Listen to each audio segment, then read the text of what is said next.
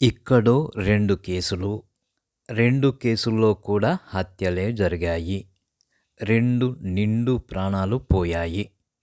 ఒక దానిలో అబ్బాయి అమ్మాయిని చంపితే, మరో దానిలో అమ్మాయి అబ్బాయిని చంపుతది.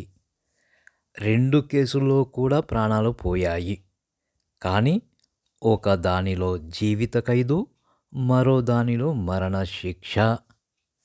ఒకటి అరుదైన నేరమట, మరోటి అరుదైన నేరం కాదట. రెండింటిలో కూడా ప్రాణాలు పోయాయి. కానీ శిక్షలు మాత్రం వేరే. మరి ఎలా? ఒకటి అరుదైనది, మరోటి ఎలా అరుదైనది కాదు? ఇది నా సందేహం.